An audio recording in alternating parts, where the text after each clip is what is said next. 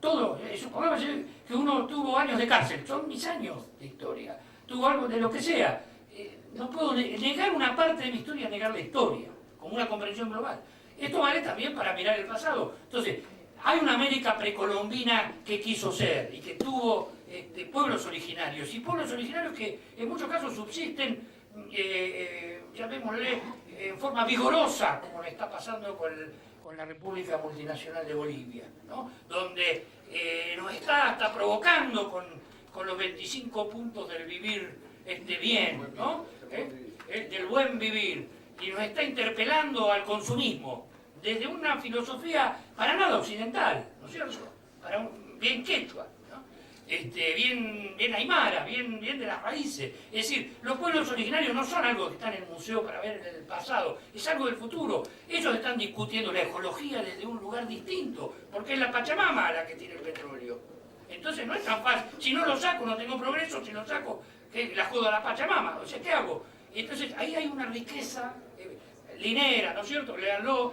Hay una riqueza de producción ideológica muy grande, por poner uno de los países que yo diría que, obviamente, si han estado en Latinoamérica, como Ecuador, son países que lo indígena aflora, ¿no? Pero nosotros también, nosotros con nuestro guaraní, con nuestro che, con nuestra... Es decir, nosotros necesitamos que nos miren los otros para darnos cuenta de lo que somos, los argentinos. En ese proyecto, cuando se investiga este tema, creo que la Facultad de Filosofía, acá de Humanidades, tiene un trabajo hecho donde nosotros tenemos un contenido mestizo en la sangre. No somos descendientes de los barcos. Es decir, en realidad tenemos un contenido mestizo en la argentinidad muy fuerte, para no darnos ese lujo de creer que el país de la inmigración, que ahora voy a ver por qué, niega todo un antecedente importante. Los pueblos originarios, primer proyecto, llamémosle, de nación. Después la conquista, los años de la conquista, con sus luces y sus sombras. Acá Humberto nos recordaba a Victoria, podemos hablar de Suárez, podemos hablar de Bartolomé de las Casas. Es decir, hubo una conquista con luces, con reconocimiento, hubo una conquista con sombras, con opresión, con negación, pero eso hizo al proyecto de país, y eso es parte de nuestros antecedentes latinoamericanos, al punto del mismo idioma que está bien que no es el español, y tampoco sería el castellano, porque en realidad hablamos argentino ya nosotros, ¿no? Y esta forma de pronunciar, etc. Yo me acuerdo de una anécdota curiosa del idioma. Estaba en Venezuela, en una playa, y me acuerdo que fumaba en esa época. Entonces, voy a pedirle casi un zulú, el negro venezolano que estaba en la playa, medía como 2 metros, y entonces yo voy con...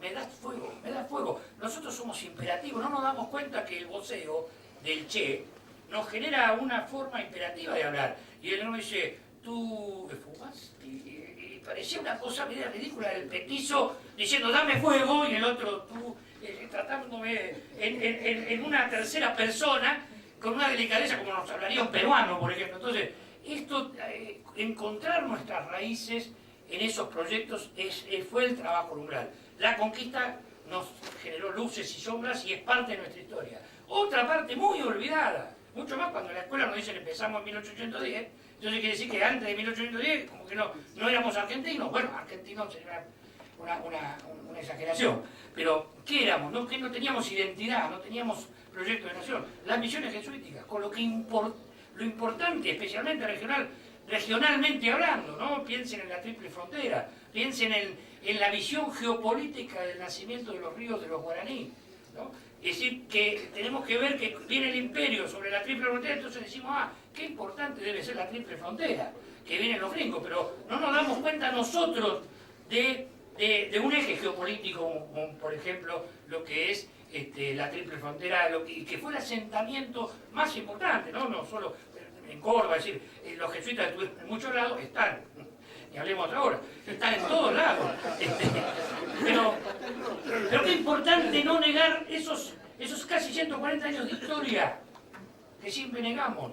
Entonces, me parece, el tercer proyecto habla de las misiones jesuíticas. El que le tocó a Chumbita, el independentista, ¿no? Que estos héroes fundacionales de la Argentina, así ya ahí como país, y bueno, y con todo lo que significó la síntesis de los caudillos, la gesta libertadora, nuestro San Martín, ¿no? Es decir, qué interesante cómo el chavismo rescata la patria bolivariana, la cultura bolivariana, cómo nos cuesta a nosotros los sanmartinianos como expresión de la cultura nuestra. Bueno, y ver cómo era lógico que si íbamos a usar el eje geopolítico que había usado los españoles, y era típico de la guerra de esa época, que era el eje de las alturas, siempre dominar las alturas, de ahí viene la palabra ejército, ¿no?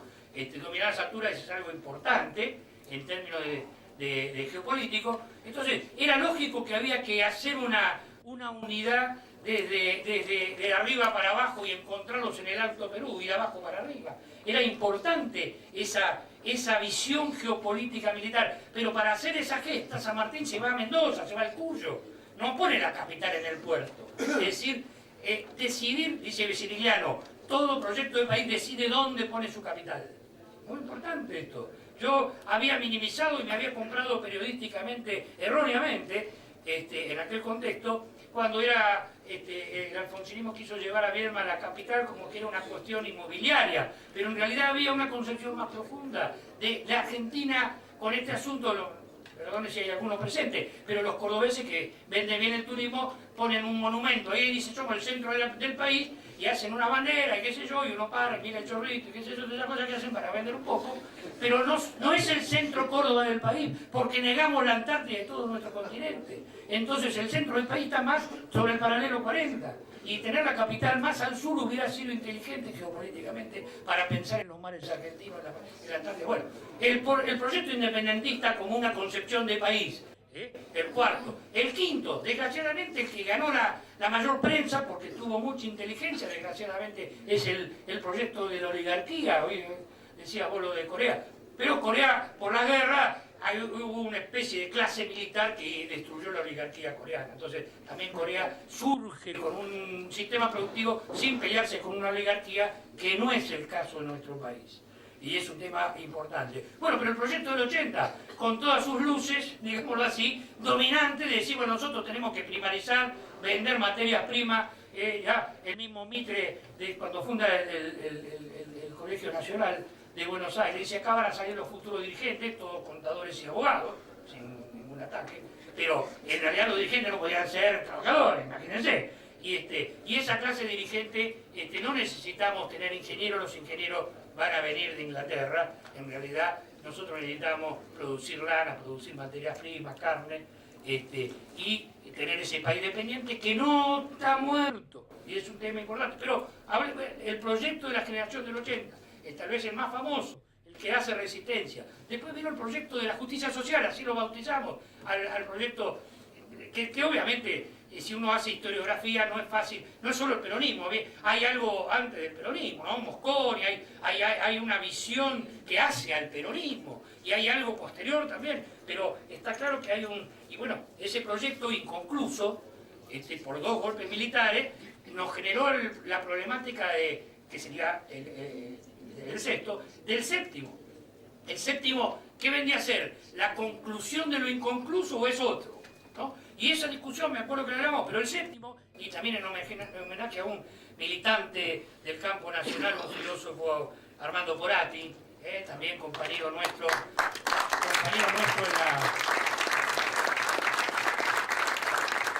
en la Asociación de Filosofía de la Liberación, que todavía estamos en eso, le tocó lo que podía ser la última década infame, ¿no? Que fue, y él lo bautizó así, ¿no? El antiproyecto nacional, el proyecto de la entrega incondicionada. En realidad, y me detengo ahí, bueno, estos 7 proyectos para nosotros como antecedentes del proyecto de país provocan discusiones. Primero, ¿cuál es el 8? Esto, piensen en el 2002, que lo pensábamos, ¿no? Que no lo hemos pensado hoy, por algo importante. Pero, bueno, ¿cuál es el 8? Y el 8 es terminar el 6. Hay muchos peronistas que dicen, bueno, que tenemos que hacer terminar el 6. En realidad, porque si fueron inconclusos, y más si fueron inconclusos violentamente, o el 8 es, en realidad, ya una nueva síntesis, ¿no? Bueno, eso es un problema intelectual, si quieren, pero los problemas intelectuales no son tan sufrientes como los problemas reales, que son los que uno vive. Entonces, estamos en la historia, ¿no? No estamos mirando la historia, sino que estamos construyéndola en un presente. Y en ese sentido, primero, el proyecto UNAL nos deja entonces una metodología de mirar y de construir y de mirar la realidad. Mirando la realidad en términos de proyecto nacional, no veo tanto un tema de gobierno. Hay un gobierno que es el epifenómeno de un proyecto que se construyó. Y yo que soy docente y creo en las planificaciones, que después no cumplo, como todo docente, me molesta un futuro que no planifico. Entonces, Néstor era la táctica, era la acción, era la realización. Al punto que hay un compañero que últimamente hizo una excelente reflexión sobre esta década. Tenemos una década donde la ejecución superó a la reflexión. Y tenemos un proyecto sobre ejecutado y subteorizado. Miren qué interesante reflexión. Y especialmente para los que queremos curtir un poco. No es mía, claro que yo soy un gran robador de ideas. Del gallego, muy bien. Hay tantos gallegos, pero es un gallego bueno, por lo que dijo. Bueno, lo concreto es que esta idea demasiado teórica, filosófica, a pesar que yo soy un dirigente sindical, ¿no? Un hombre de acción, podríamos decirlo, pero tengo ese vicio, entonces quiero como entender antes de hacer, ¿no? Y entonces lo digo como para criticarnos eso, todos los que tenemos una especie de vicio de primero entender que nosotros vamos a leer el manual para ver cómo funciona el artefacto, ¿no? Porque somos viejos, los pibes no hacen eso, los pibes manejan los artefactos. Por eso que estamos teniendo, y Néstor, ¿por qué fue un líder de una juventud? Por dos razones, no es una exégeta, pero digo dos razones que me parecen centrales de Néstor. Autenticidad. Entonces, y la juventud capta la falsedad, la hipocresía, el doblez, ¿no? Entonces, quiere líderes para allá, para acá, pero líderes auténticos, ¿no? El tipo que dan la vida por una idea. Autenticidad. Y la otra, esa frescura del hacer. En vez de teorizar sobre, me pongo a hacerlo, yo diría con el talento del artista. Que Perón siempre decía que para conducir hay que ser artista. El talento del artista, ¿qué consiste? Es decir, no es que va al conservatorio, estudia música para componer. La composición le viene de adentro. Porque en realidad él es el que tiene ese don, es como que interpreta lo que le está pasando en sus entrañas, llamémoslo así, porque es medio físico-psíquico el proceso. Y entonces, con ese talento lo expresa. Claro, si va al conservatorio, por ahí es más afinado, puede hacer las armonías o cosas así. Pero Yupanqui no iba al conservatorio, o sea que en realidad el artista es el que interpreta, en él interpreta a la época, sea plástico, sea lo que sea. En la política ese es el líder. El líder es el tipo que en el fondo hizo lo que queríamos que hiciera. Y entonces esa prontitud de ir a Venezuela, evitar la guerra colombiano-venezolana, esa prontitud no es una deducción, una reflexión de un estratega académico, es la intuición del político acá. Y el Alca no, al carajo. Es decir, construimos en estos 10 años sobre una teorización, si quieren, que es un capital histórico que tenemos. Entonces, bienvenidos los realizadores que llevan a la práctica una década que está poniéndose en la prueba del ácido si es irreversible o no.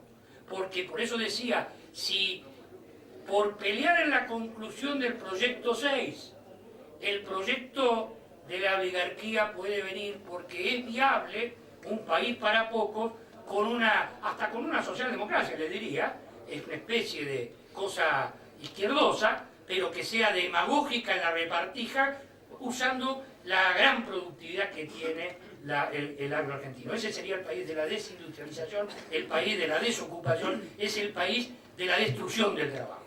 Quiero terminar con el tema del trabajo, que obviamente es el métier nuestro. Dos cosas ahí. Entonces, el antiproyecto nacional destruyó, yo diría, estratégicamente el trabajo.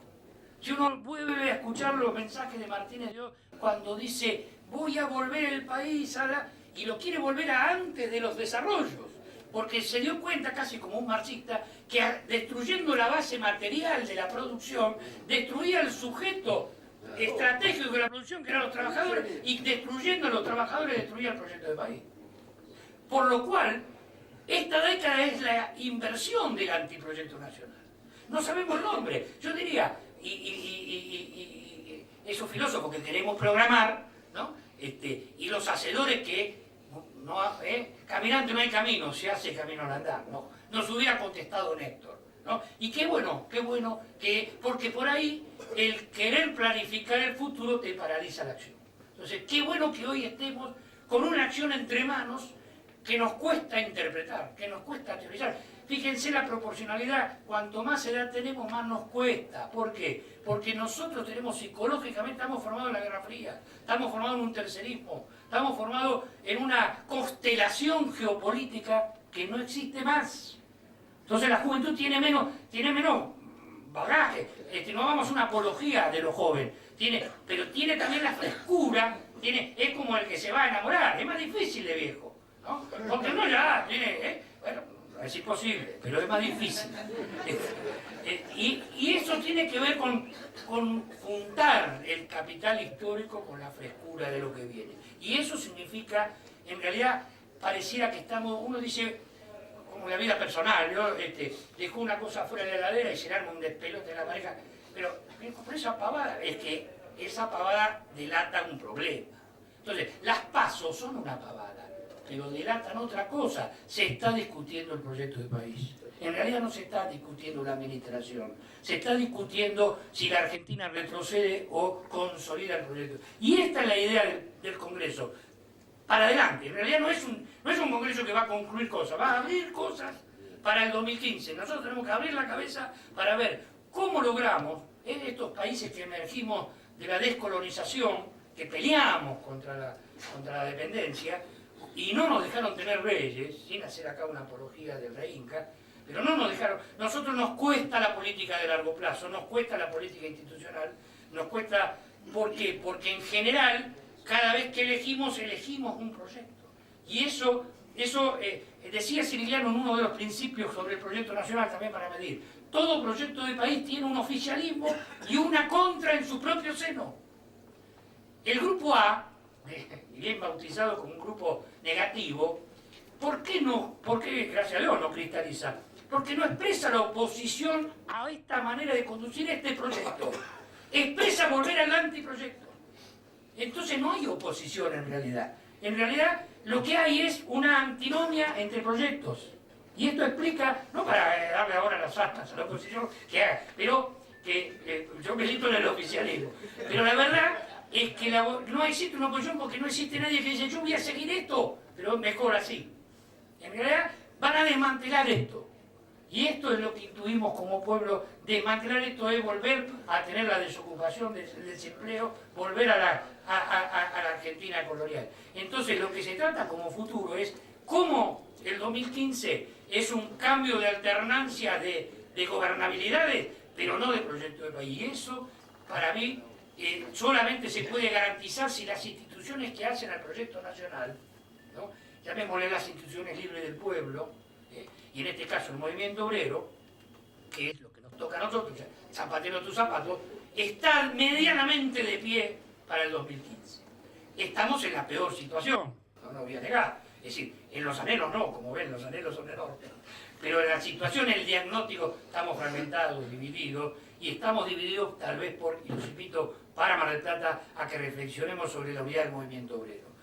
Piensen que no es lo mismo trabajo, una sociedad del trabajo, que una sociedad que la clase trabajadora. No es lo mismo trabajo, clase trabajadora, que organización de los trabajadores.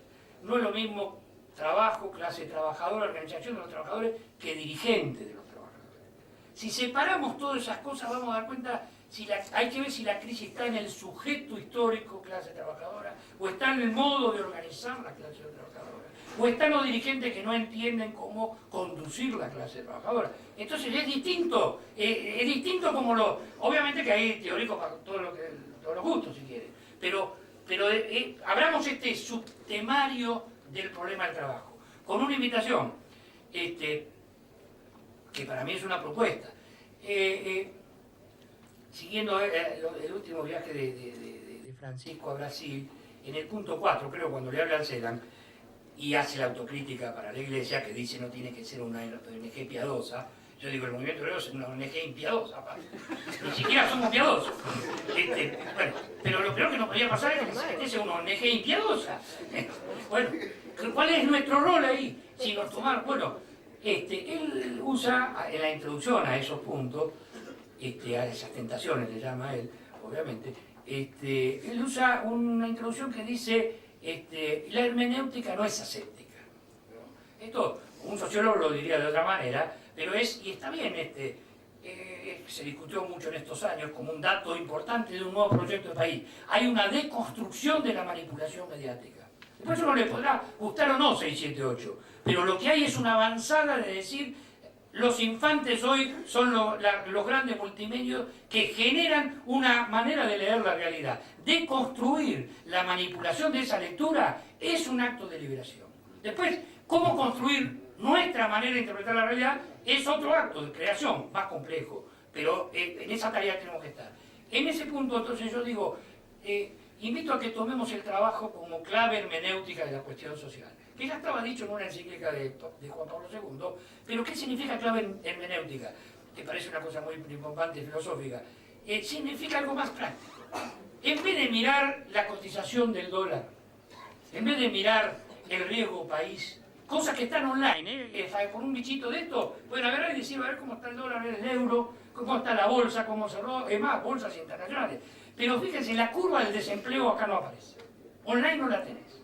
O sea, lo que es importante para nosotros, que es que crezca el trabajo o no crezca el trabajo, porque eso significan hermanos que entran en el sistema productivo y hermanos que recuperan el instrumento de la dignidad, eso no lo tenés online. Tenés que meterte para buscarlo, y te cuesta encontrarlo, porque el sistema no nos deja leer lo importante, nos hace leer lo accesorio, nos hace leer el riesgo país, nos hace leer variables para leer la realidad que no deben ser nuestras variables. Nuestra variable que propongo para leer la realidad de cómo andamos es cómo andamos en el empleo. Hay más empleo, hay menos empleo, se pone en riesgo el empleo. Eso es importante para nuestra vida, eso es importante para el futuro, es importante para el país. Termino con esto.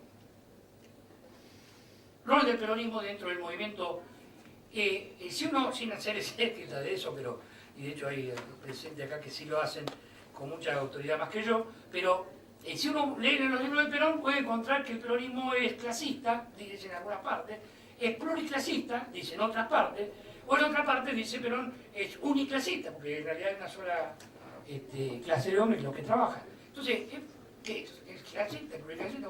Bueno, decimos en filosofía que tres cosas distintas, si no están en el mismo momento, no son contradictorias. En el mismo momento son contradictorias.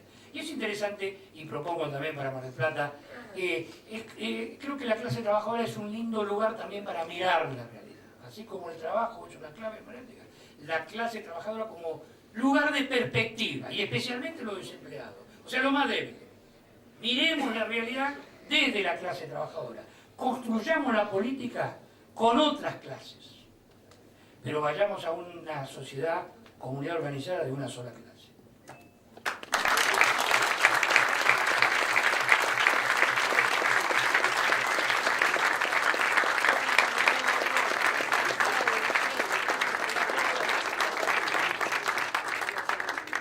Bueno, nada más, esto es todo por hoy. Les agradecemos al Movimiento Nacional Muralista que nos va a acompañar en